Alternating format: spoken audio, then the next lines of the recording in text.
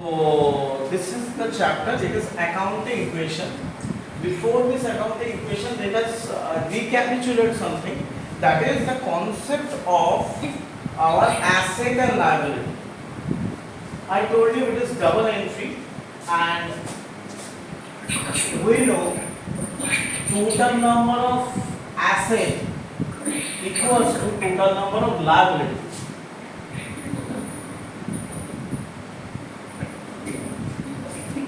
Yes or no? Yes. And liability is having two types. One is given by the owner, you know, that is called owner's liability or proprietor's liability, and second is other's liability. So owner's liability can be called as capital. हम लोग के business में जो owner ने जो पैसा लगाया उसको हम लोग कैपिटल बोल दिए. हम बोले capital is proprietors personal account, मालिक का अकाउंट. मालिक से जो पैसा गया बिजनेस बैंक रिप्रेजेंटेटिव पे कैपिटल, उसके साथ बाकी सबसे जो पैसा आया उधार लिया गया जिसको हमको बाद में रीपे करना है, दैट इज अदर लायबिलिटी. तो इसको हम लिखा कैपिटल प्लस लायबिलिटी. और यहाँ लिख दिया एसेट. एसेट मतलब हमने मेरा संपत्ति, कोई ऐसा चीज जिससे हमको अभी बेनिफिट मिल रहा है या फिर फ्यूचर में आइदर कोई बेनिफिट मिलेगा या किसी ना किसी तरीके से उसको बेच के या कोई तरीके से उससे मेरे को पैसा आने वाला है. आइदर बेनिफिट या पैसा आने वाला है, that is asset. Land, building, plant, machinery भी एसेट है. किसी को प्रीपेड करके रखे हो, तुम्हारा कोई खर्चा है पहले से दे के रखे हो, that is also your asset. क्योंकि यहाँ बाद में पैसा ना सही बट एक फायदा, एक काम, एक कुछ ना कुछ आने वाला है. मान लो एडवांस पे रेंट दे दिए, मतलब अगले महीने का रेंट अगर एडवांस पे दे दिए, अगले महीने तुमको रेंट देना नहीं पड़ेगा. तो वो वाला रेंट मतलब उस रूम या वो जगह यूज करने का जो फायदा है वो अगले महीने इस पर्टिकुलर खर्चा के लिए कर पाओगे. तो इस महीने के लिए वो खर्चा तुम्हारा एसेट होगा. ठीक है. वैसे ही लायबिलिटी कोई किसी से उधार लिया वो तो लायबिलिटी होता ही है. किसी का अगर पैसा बाकी रख दिया, आउटस्टैंडिंग रख दिया, वो भी मेरा लायबिलिटी. अब अकाउंटिंग इक्वेशन इसके बेसिस पे ही होता है. Let me start in your book. First given that the question number 1, Sachin started business of trading in furniture and introduced capital of ₹1 lakh. ये फर्नीचर को हम लोग अभी थोड़ा दूर रख देते हैं. यहाँ क्या है? Cash introduce as capital. Sir, which page? तो page number is 6.5. Let's go to that.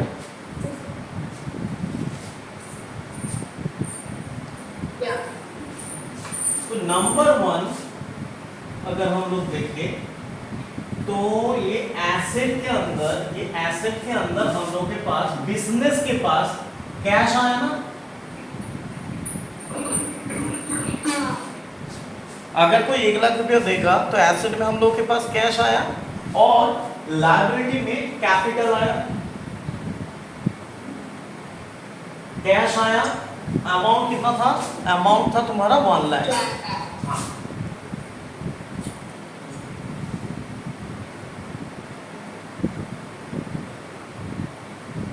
दोनों देखो, ये दोनों side asset and liability side equal.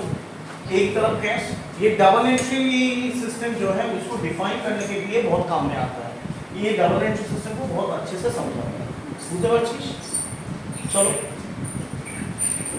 Next they have said purchase goods in cash 50,000. पहला बात तो है जब गुड्स खरीदते हो तो पैसा चला जाता है तो -50,000. इसमें कोई टेंशन नहीं.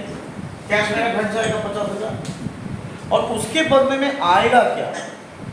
उसके बदले में आएगा हम लोगों का स्टॉक. गुड्स जब खरीदते हैं हम लोग का स्टॉक बढ़ता है. तो यहाँ पे इसको माइनस ना लिखे, ब्रैकेट में लिखेंगे तो थोड़ा सुविधा होगा. स्टॉक भी आया हम लोगों को 50,000. देखो कुछ गलती किया हम अगर कोई गुड्स खरीदे कैश से तो हम लोगों के पास क्या आया? हम लोगों के पास आता है गुड्स आ गया. गुड्स मेरा डिपॉजिट हो गया 50,000 का और हम लोग के कैश से 50,000 इसका अगर हम लोग एक बार टोटल करके देखें तो क्या आ रहा है, यहाँ 50,000 और यहाँ पे भी 50,000, दोनों को टोटल करो इक्वल टू 1 लाख, यहाँ भी देखो 1 लाख। तो 1 लाख का 1 लाख दोनों साइड ही 1 लाख है हम लोग का। सिर्फ एंट्री के कारण क्या हो गया, सिर्फ इसका जो रिप्रेजेंटेशन है उसमें चेंजेस आ गया। आगे तीसरे नंबर पर बोला जा रहा है परचेस फ्रॉम मिस्टर सम्राट फर्नीचर 20,000। अब यहाँ एक ट्रिक है, यहाँ ये बिजनेस फर्नीचर का ही करता है तो इसके लिए फर्नीचर एसेट नहीं होगा। आई रिपीट, ये बिजनेस फर्नीचर का ही करता है, इसके लिए फर्नीचर एसेट नहीं होगा। तो ये अगर फर्नीचर खरीदा मतलब ये भी इसका गुड्स ही आया होगा। कितना गुड्स? परचेस फर्नीचर था 20,000, तो 20,000 का स्टॉक बढ़ा इधर, ठीक है। प्लस यहाँ कुछ नहीं, वैसे ही यहाँ पे एक नया लायबिलिटी ऐड हो जाएगा हम लोग का जिसका नाम है creditor. Creditor is the person or organization who have given you goods for credit। उधारी में तुमको जो प्रोडक्ट देता है उसको क्रेडिटर बोला जाता है, ठीक है। तो मेरा क्रेडिटर 20,000 बढ़ेगा, एक जन से उधारी लिए हैं हम, पैसा नहीं लिए हैं पर गुड्स तो 20,000 का लिए हैं, देना तो 20,000 ही है कि नहीं? दूसरा चीज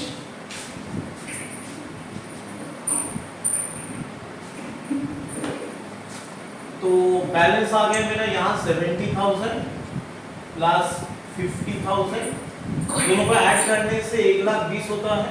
और यहाँ देखो, यहाँ कैपिटल तो 1,00,000 था ही मेरा, इसके साथ और 20,000 क्रेडिटर का आ गया, दोनों side 1,20,000।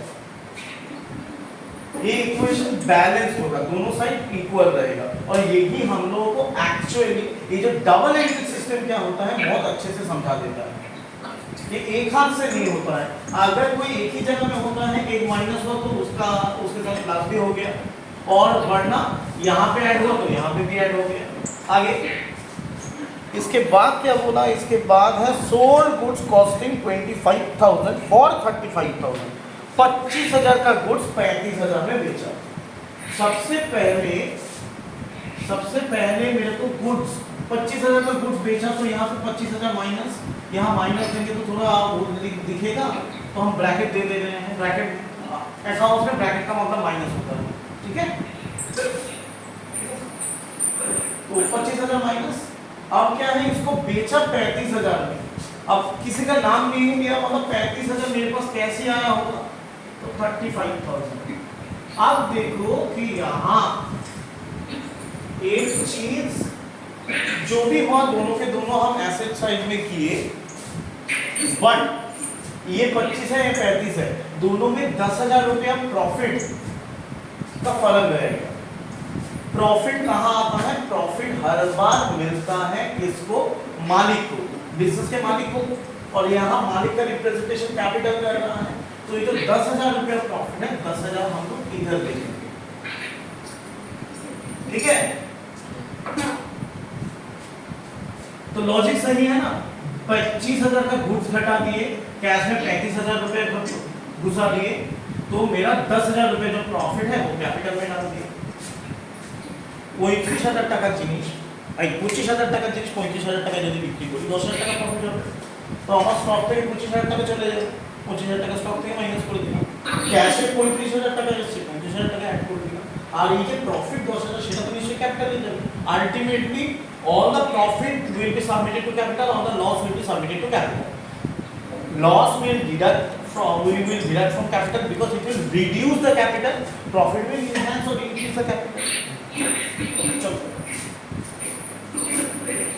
So this is 45,000 plus 85,000, 45 plus 85 1,30,000 होना चाहिए। ये देखो ये हो गया 1,10,000 प्लस 20,000, टोटल अभी भी दोनों का 1,30,000 1,30,000। पेड टू एमएस सम्राट फर्नीचर इन कैश। सम्राट फर्नीचर से हम लोग लिए कितने का थे? 20,000। 20,000 कैश में पे किए, तो कैश से 20,000 माइनस कर दो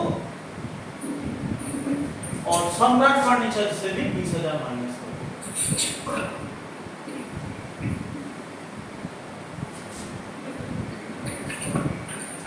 कैश से क्यों पे किया तो कैश से पैसा गया, और सम्राट फर्नीचर को मिला तो उसका तो हम लायबिलिटी दिखा था 20,000, ये उसका उधार था तो उधारी हम चुकता कर देंगे।